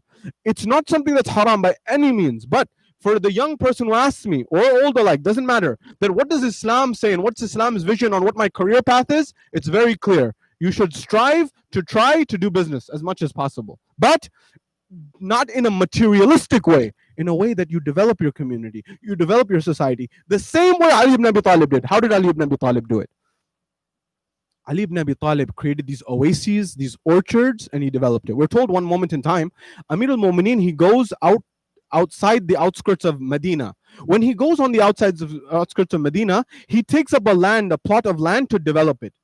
And he began to dig and dig and dig. The goal was to try to get a spring of water. If you were able to get a spring of water in Arabia in those days, you would be what is now called a multi-millionaire, for example. And so because you would be able to build orchards, you would be able to build oases, you would be able to, for example, develop land and be able to help people out, and you would be able to have a lot of prosperity. Amir al-Mu'mineen goes in the middle of the desert and he begins to dig. People are watching him. You know, people are passing by. He's working very hard. He's perspiring day in and day out. The first day, nothing happens. Amir al-Mu'mineen goes back home after digging all day. He goes home. Then he comes back the next day. He digs and digs and digs. Nothing happens. He doesn't get anything. The third day, a principle Ali ibn Abi Talib is giving, that if you keep struggling and you keep striving, don't give up. know that if you work hard, Allah will give you. Maybe not now, but maybe another day. Hard work never goes in vain, from the principles of Ahlul Bayt alayhimus salam. Hard work with sincerity. What happened? Ali ibn Abi Talib comes on the third day. He goes and he begins to strike the ground. He's striking and striking. He's dug a ditch, a hole in the ground. He's striking, trying to get water. The people say, in the narration, it says that Ali ibn Abi Talib's voice, his grunting, his effort could be felt in the ground. You could feel the shaking and you could feel his breathing. He struck and struck one time, and then he got out of the ditch. And then he went back in. This time, when he went back in, he goes with the Haydari strike and he strikes water. Water springs out. When water springs out, the people who are surrounding and looking there, they begin to say, some people are happy that Ali is such a wonderful person. He'll only do good for society. Other people, they say that Ali, he was doing this for himself. And they begin, whenever someone has something good in life, you'll always see this. There's a group that's happy for them, and there's a group that's not happy for them. The same thing happened with Ali ibn Abi Talib. And if people criticize Ali ibn Abi Talib, who are you and I? Nonetheless, Ali ibn Abi Talib, when this water struck, everyone knew, in our modern phraseology, that person has hit the lottery, so to speak. He's extremely wealthy now. They said, what is Ali going to do? Is he going to build this for himself? Ali ibn Abi Talib, right there and then, according to the tradition, he says, bring me a paper and bring me a pen. They brought him a paper and a pen. Ali ibn Abi Talib begins to write. He says, I am giving this water spring as waqf to the people here. To do what, Ya Ali? Number one, to make sure that they look after the poor. Ya Ali, what else? Number two, to look after the traveler, the person who's coming by in the middle of this desert, the barren land, who's passing by. If they don't have income, they've run out of income. This money that it comes from this water spring, use it on those people. Ya Ali, what else? Ali ibn Abi Talib is giving us principles for life, huh? He says, number three, I want you to use the income that comes from this water spring to pay for the marriage of the orphans. Amir al-Mu'mineen, on his deathbed, he says in his wasiyah, Allah, Allah fil aitam, Allah, Allah fil masakin. Ya Ali, Ya Amir al-Mu'mineen, it's your last breath on this planet. You are saying the most important, when you're on your last breath, you say the most important thing, don't you? He says, Allah, Allah fil aitam. I say, Allah, Allah is emphasis. I tell you, do not forget the orphan. Allah, Allah, the orphan. Allah, Allah, masakin. Allah, Allah, the poor person. Don't forget these two people in society. Amir al-Mu'mineen is saying. He says, number three, use the money and the income from this water fountain, this water that I've dug, the spring that I've created, that I've dug out, use it to marry off the orphan. They don't have a father, they don't have a mother. Help them get married in society. Furthermore, he says, number four, use the income from this water spring to treat the medical aid and assistance that's needed for the poor. The poor people in society who don't have medical treatment, use that to treat them, to aid them. And finally, he says, any excess income, use that as a public service good for the community and society to build public goods for public usage, such as what we would call parks and lakes or whatever things of this nature. The principle Amir al-Mu'mineen is giving is to work, to earn, to support yourself, your family, your community, and your society. And what we would now say in our modern world, do not get soaked up by materialism. You see, there are study after study. My young ones and old alike, go and research tonight. Do this homework. How correlated, how connected materialism is with unhappiness. One of the biggest things that we are seeing in modern societies, in the East and in the West, is that it leads to tremendous economic development, leads to tremendous unhappiness. Why? Not my words. I'm trying to help you understand how you can have aspects of this world to have also peace and tranquility in your mind, as the Ahlul Bayt alayhimus salam taught it. What did Ali ibn Abi Talib do? In Usulul Kafi, we have authentic traditions that Ali ibn Abi Talib, he used the income that he gained to who? Ali ibn Abi Talib. That Ali ibn Abi Talib, when Talha and Zubair come to him, they say, we want some extra money from Baytul Mal. That's their intent. But before they're able to ask, and they come to the office of Ali ibn Abi Talib, Ali ibn Abi Talib sees them. They come into the office. Ali ibn Abi Talib has a candle on his desk. He's doing the accounting for the state. for the government. He's doing the accounting.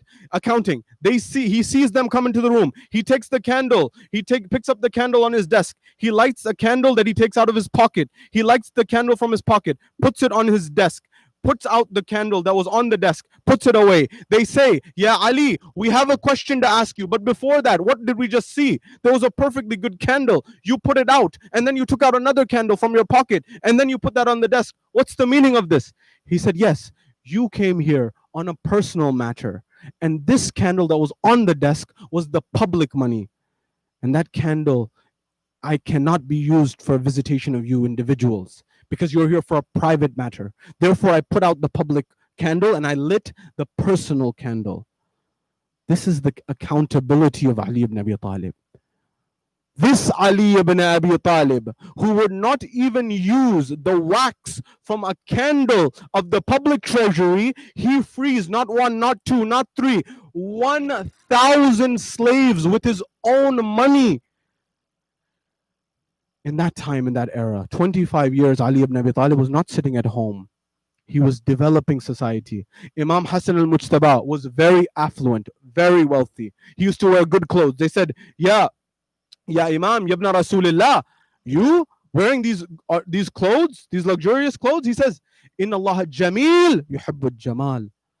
Allah is beautiful. He likes beauty. Imam Hussein alayhi salam also very wealthy from the worldly standpoint. Imam al-Baqir alayhi salam. Imam al-Baqir is working in the fields. A man tries to advise him. He's passing by. He says, "Yabna Rasulillah, if death overtakes you in this state where you're trying to go after dunya, what will you say to your Lord?" The Imam was using 2 men to help support him because he had gotten elderly. And he looked at him and he said, "If I die in this state, I will have died in a state of worship to my Lord." We have a tradition from the Ahlul Bayt. There are 70 stages of worship, the highest of which is to seek a halal sustenance, a halal livelihood. Ya Rasulullah, Ya Amir al-Mu'mineen, Ya Ahlul Bayt, Ya Quran, I thought that ibadah is just to, for example, sit at home. No. We haven't understood the concept.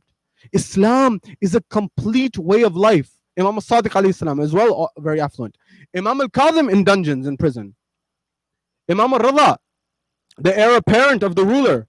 You know, one time, Imam al-Rida, one of the people came to Imam al-Rida, one of the Shia, said, "Ya ibn Rasulullah, you wearing these expensive clothes?" Imam said, "Come here." He showed inside the sleeve, he had a very coarse material. He says, "Don't be fooled by the outward."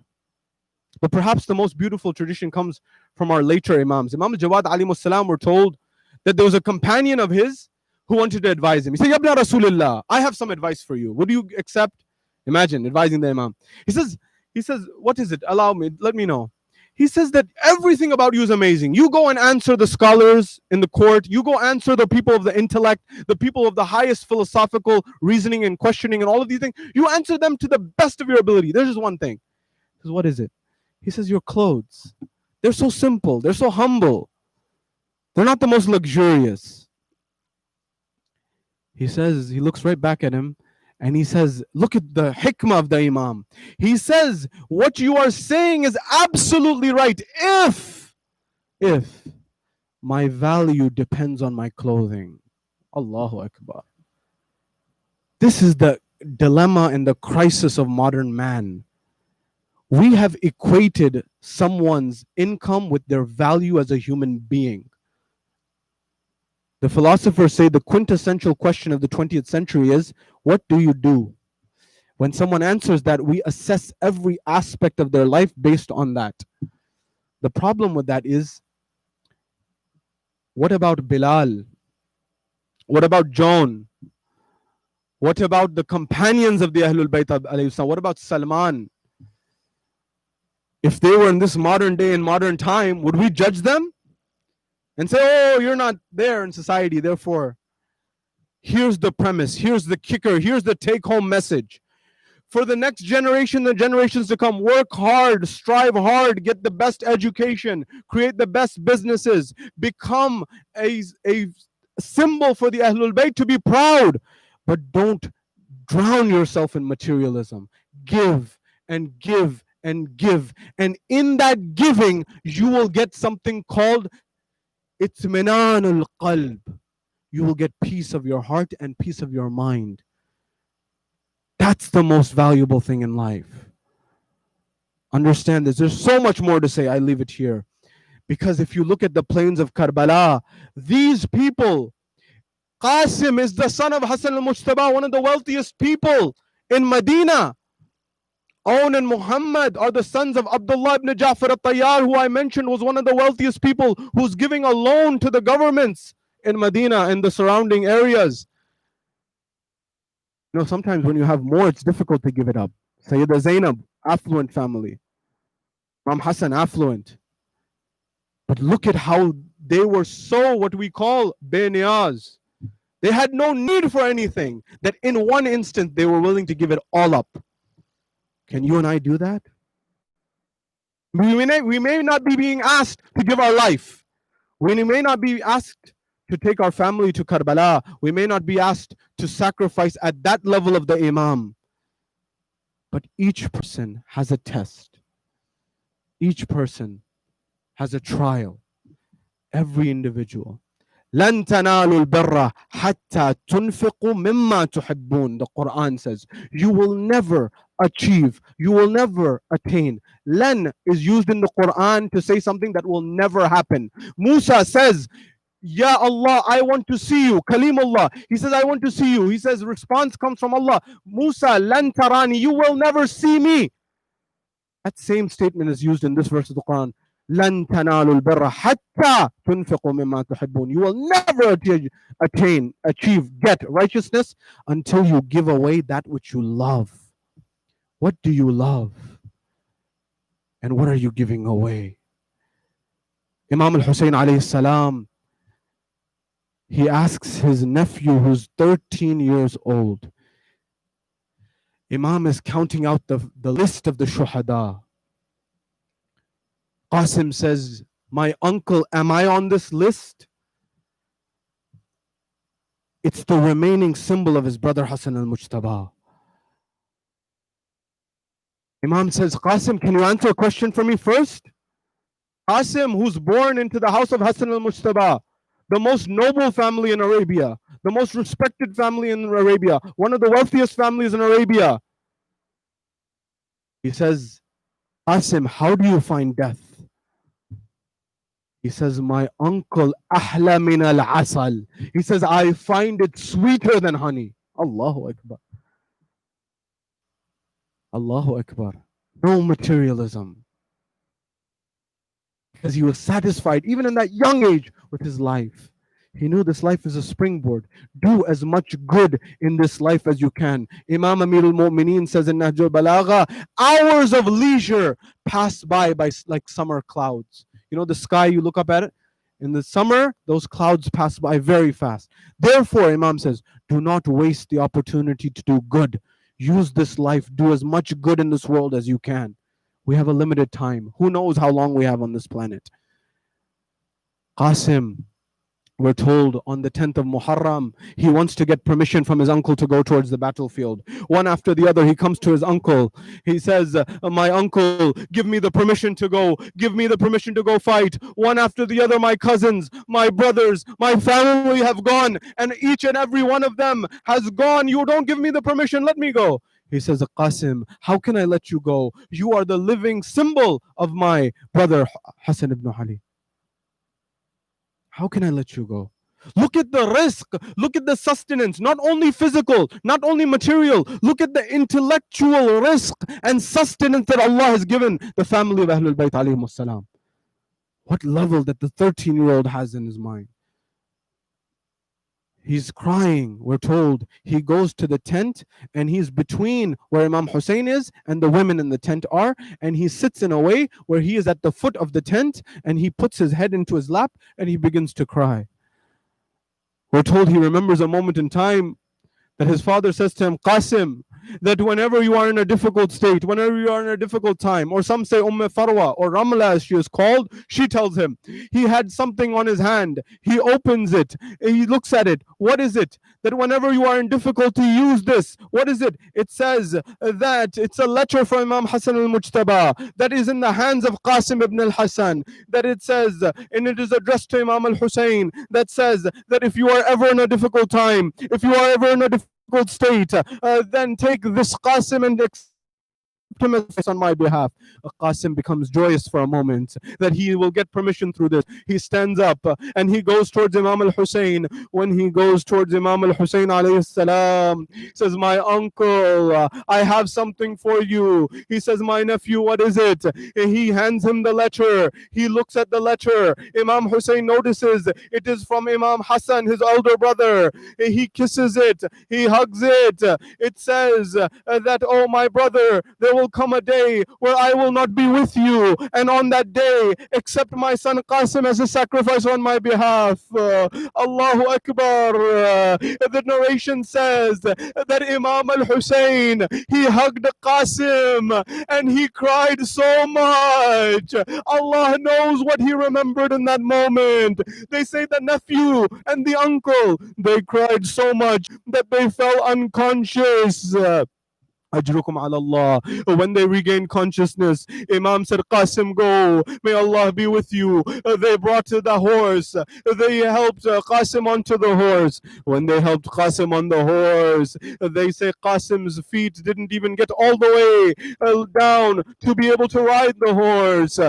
Qasim, they put on the turban of Imam Hassan al-Mujtaba. They put the armor and they put the belongings of Imam Hassan al-Mujtaba, and they take him and they allow him to go towards the battlefield. When he goes towards the battlefield, Qasim, he begins to cry out and he gives his raj'as and he begins to say, "Who am I? I am Qasim ibn al-Hasan ibn Ali ibn Abi Talib. I will defend my uncle and I will strike you." He goes towards the battlefield. He attacks one after the other. He finishes one enemy after the other. We are told there's one warrior on the other side who's in the army of Yazid, in the army of Umar ibn Sa'ad. He sends one son, Qasim finishes him. He sends another one, Qasim finishes him, up until the point that he says that I will go myself. I'm a warrior and I will finish him off. Qasim ibn al-Hasan, he fights the way his father would have fought. He finishes him off. We are told Umar ibn Sa'ad says, "Who is this young one?" They say it is a Qasim ibn Hassan ibn Ali ibn Abi Talib. He says, "You will not be able to finish him. You will not be able to finish him off. Surround him from all sides. Ambush him." Ajrukum ala Allah. We're told that the foot of Qasim, his slipper begins to slip off of his foot. He goes down to fix it. When he goes down to fix it, an enemy of Allah strikes him on his head. Qasim falls towards the ground. He says, "Assalamu alayka ya Aba Abdullah." My uncle Hussein, on you be my final salams.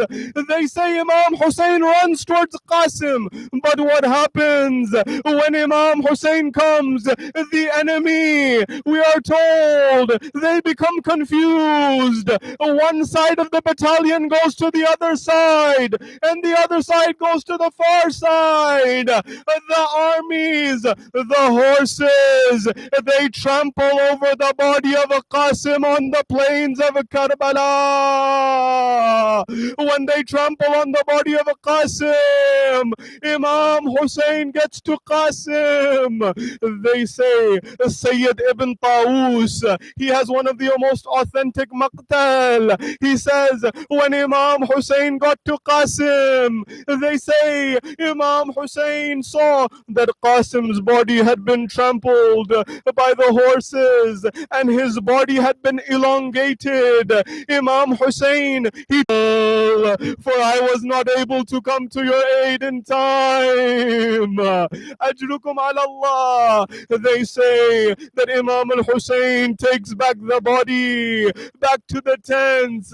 But how is he to tell a mother that her son has been trampled? Ajrukum ala Allah. Ajrukum ala Allah. There is a narration that says Imam al-Hussein brought the body into the tent. There's a tradition that is recited in the Arab Arabs, and they say that Imam al-Hussein, he put the body of Qasim on one side and he put the body of Ali Akbar on one side. At that moment in time, they say that all the women were there. He said, where are the mothers? At that point in time, Ramla or Farwa, she was not there. Where was she? She was in a corner doing sujood, sajda to Allah subhanahu wa ta'ala. Oh my Lord, I thank you for accepting this sacrifice.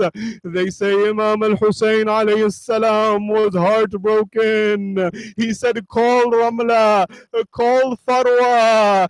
They say that at that moment that Imam al-Hussein alayhi salam, he saw the two mothers, Layla and Ramla or Farwa, and he said, you are to cry. Why do you not cry for your children? Sayyidah Zainab says, they don't want to cry in front of you. They know it will break your heart.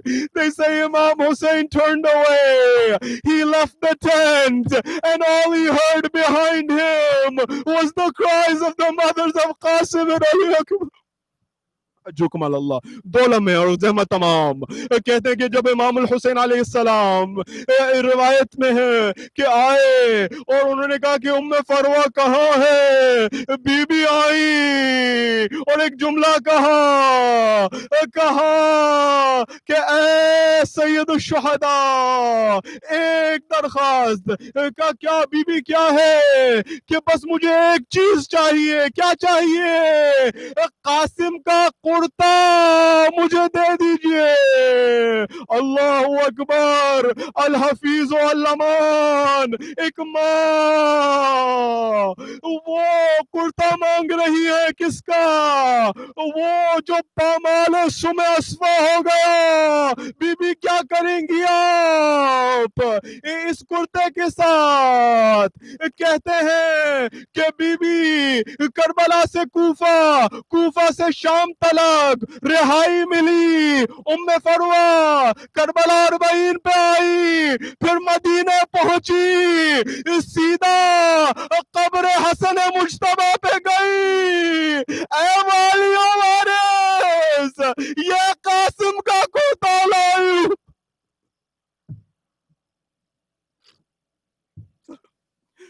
सल्लल्लाहु अलैहि या रसूल अल्लाह, सल्लल्लाहु अलैहि या अमीर المؤمنين, सल्लल्लाहु अलैहि या फातिमा الزهراء سيد النساء العالمين, सल्लल्लाहु अलैहि या हसन المجتبى. السلام على الحسين وعلى علي بن الحسين وعلى أولاد الحسين وعلى أصحاب الحسين، خصوصا قاسم بن الحسن بن علي بن أبي طالب. معتم حسين، يا حسين يا حسين.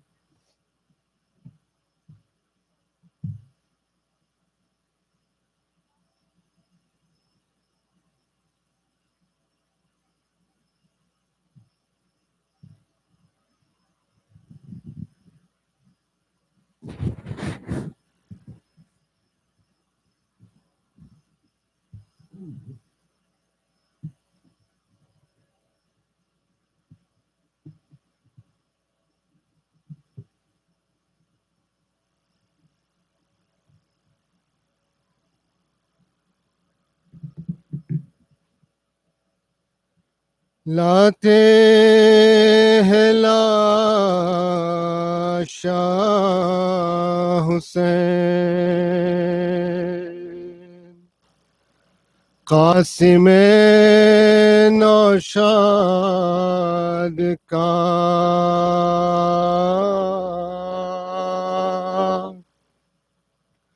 लाते हैं लाशा हुसैन, पीटो सरहले अज़ा.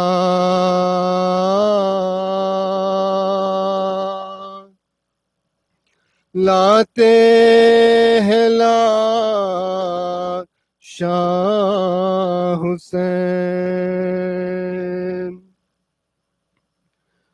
قاسم نوشاد کا لاتے ہیں لاشا حسین قاسم نوشاد کا لاتے ہیں لاشا حسین پیٹو سر ازا لاتے ہیں حسین مادر قاسم نے لاش پہ رو رو کہا مادر قاسم نے لاش پہ رو کر کہا آ گئی تم کو قضا لاتے ہیں لاشا حسین قاسم نوشاد کا لاتے ہیں لاشا حسین قاسم نوشاد کا لاتے ہیں لاشا حسین پیٹوں سرہلے ازا لاتے ہیں سن کا کروں کیا بیاں سال تھا وہ 13واں سن کا کروں کیا بیاں سال تھا وہ 13واں ہائے پرارما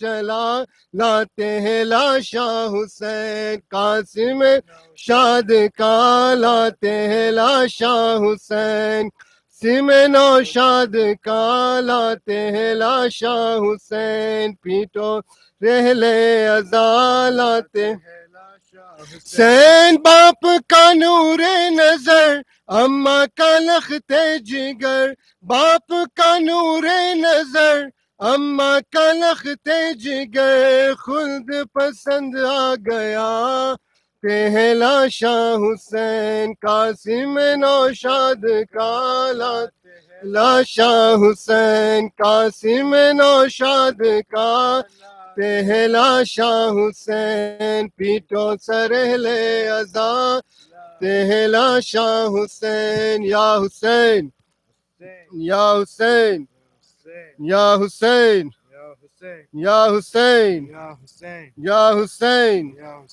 یا حسین یا حسین یا حسین یا حسین یا حسین یا حسین یا حسین كل يوم عاشوراء كل أرض كربلاء كل يوم عاشوراء كل أرض كربلاء يا أبا الأحرار يا أبا الأحرار يا حسين يا حسين يا حسين كل يوم عاشوراء كل أرض كربلاء كل يوم عاشوراء كل أرض كربلاء يا أبا الأحرار يا أبا الأحرار يا حسين يا حسين يا حسين يا سليل الأنبياء أنت إمام الأتقياء يا سليل الأنبياء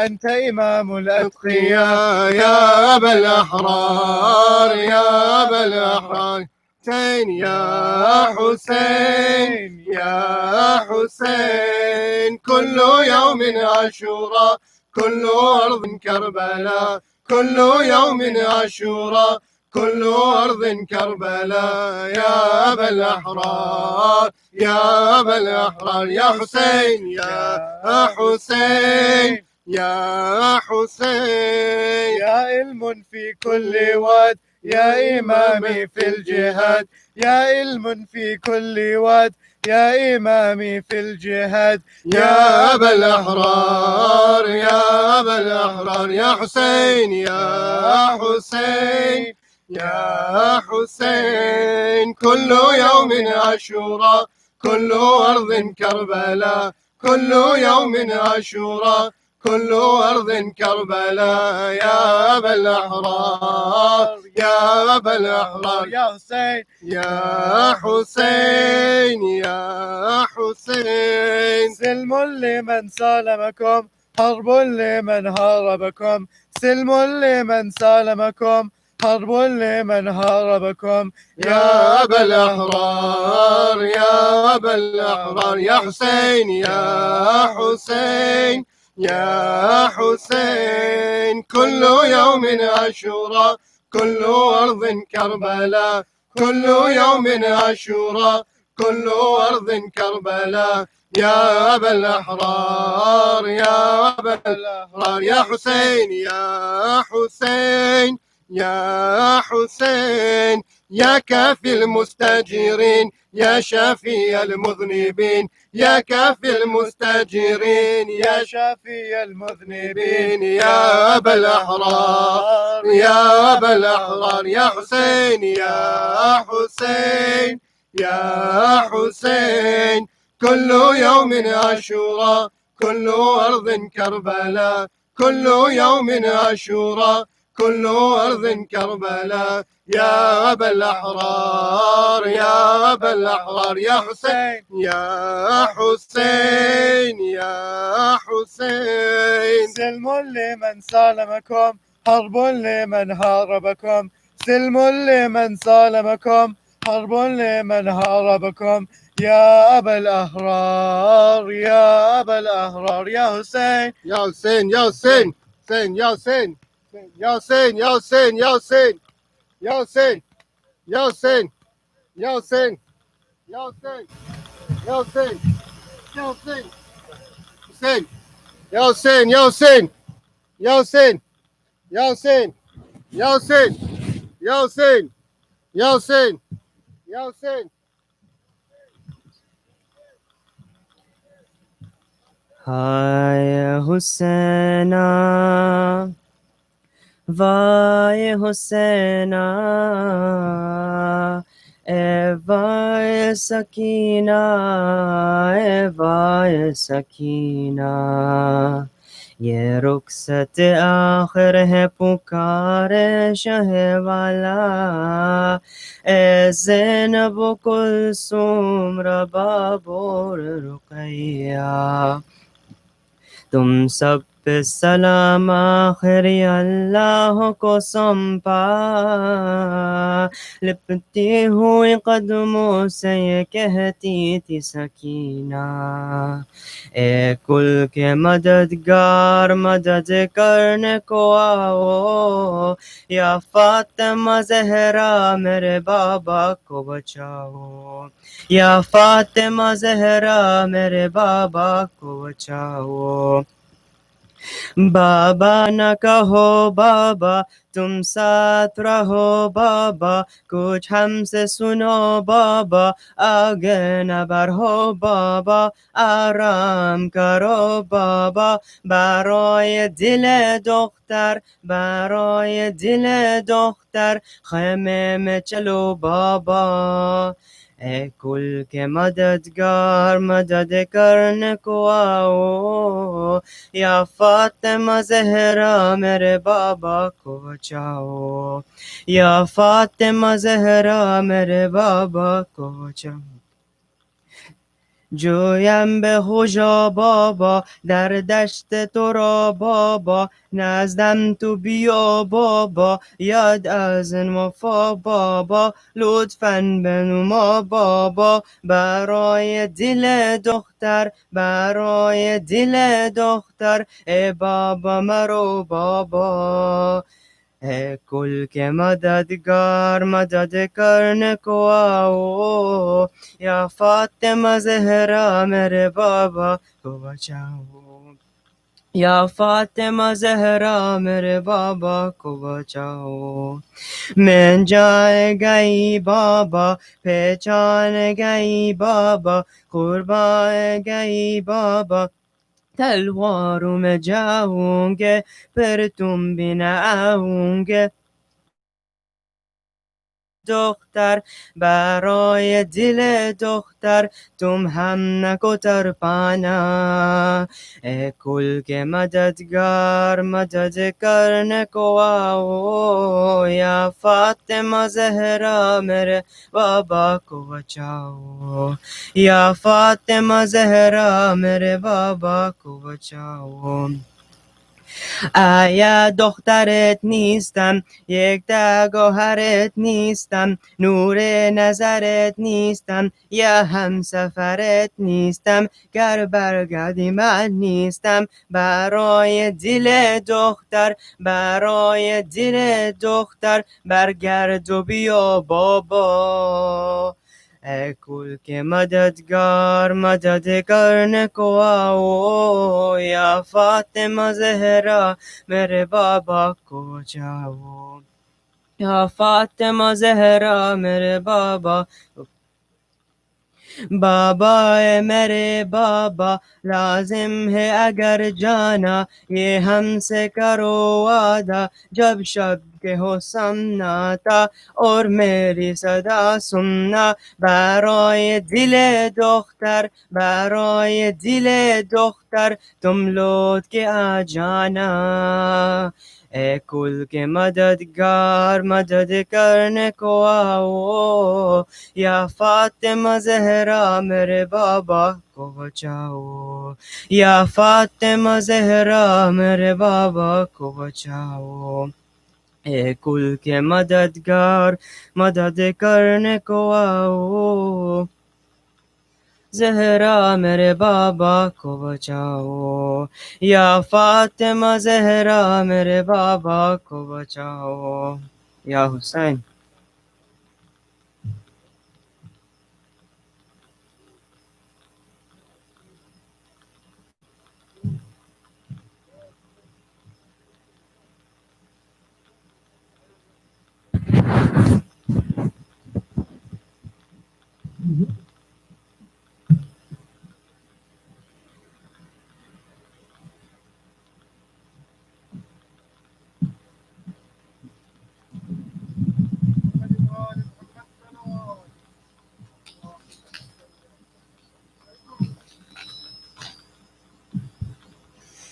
أعوذ بالله من الشيطان الرجيم بسم الله الرحمن الرحيم السلام عليك يا رسول الله السلام عليك يا أمير المؤمنين يا علي بن أبي طالب السلام عليك يا فاطمة الزهراء سيدة نساء العالمين السلام عليك يا السلام عليك يا حسن المجتبى السلام عليك يا حسين شهيد بكربلاء السلام عليكم جميعا شهداء كربلاء ورحمة الله وبركاته السلام عليك يا علي بن الحسين زين العابدين السلام عليك يا محمد بن علي الباقر السلام عليك يا جعفر بن محمد الصادق السلام عليك يا موسى بن جعفر الكاظم السلام عليك يا علي بن موسى رضا السلام عليك يا محمد بن علي التقي السلام عليك يا علي بن محمد النقي السلام عليك يا حسن بن علي العسكري السلام عليك حجة علي بن الحسن يا صاحب عصر الزمان السلام عليك يا خليفة الرحمن السلام عليك يا شريك القرآن السلام عليك يا إمام الإنس والجان السلام عليكم ورحمة الله وبركاته